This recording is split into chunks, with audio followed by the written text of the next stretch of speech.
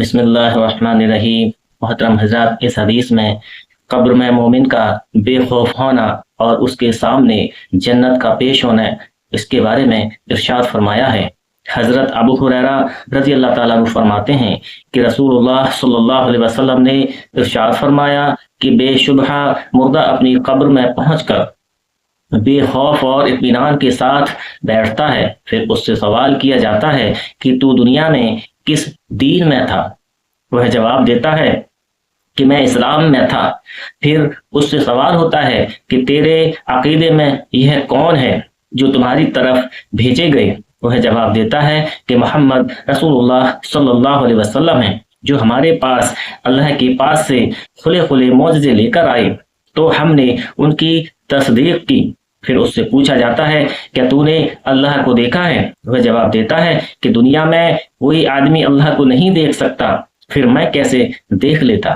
پھر اس کے سامنے دوزخ کی طرف ایک روشن دان کھولا جاتا ہے، جس کے ذریعے وہ دوزخ کو دیکھتا ہے، اور آگ کے انگارے آپس میں ایک دوسرے کو کھائے جاتے ہیں۔ جب وہ دوزخ کا منظر دیکھ لیتا ہے تو اس سے کہتے ہیں کہ دیکھ، اللہ نے تجھ کس مصیبت سے بچایا۔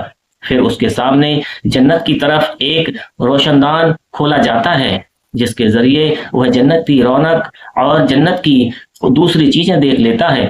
پھر اس سے کہا جاتا ہے کہ یہ جنت تیرا ٹھکانہ ہے، تو یقین ہی پر زندہ رہا اور یقین ہی پر تجھے موت آئی، اور یقین ہی پر تو قیامت کے دن قبر سے اٹھے گا انشاءاللہ تعالی، اگر اللہ نے چاہا۔ پھر فرمایا کہ نافرمان آدمی ڈرا اور گھبرایا ہوا اپنی قبر میں بیٹھتا ہے۔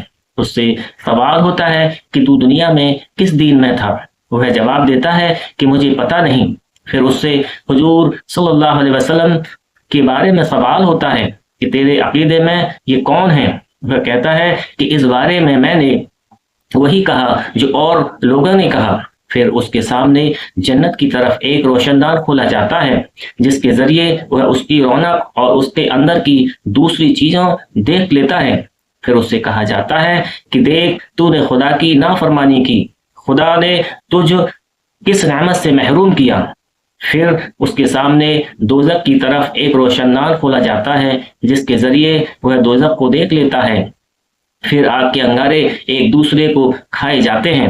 پھر اس سے کہا جاتا ہے کہ وہ تیرا ٹھکانہ ہے، تو شک ہی پر زندہ رہا اور شک ہی پر تجھے موت آئی، اور اگر اللہ نے چاہا تو قیامت کو بھی اسی شک میں اٹھے گا۔ اللہ تعالی ہم سب کو ایمان کے ساتھ، اپنے اللہ پر یقین کے ساتھ، اور اپنے پیارے نبی صلی اللہ علیہ وسلم کی ایک ایک بات پر عمل کے ساتھ دنیا سے رخصت کریں۔ اللہ تعالی ہم سب کو عمل کی توفیق عطا فرمائے۔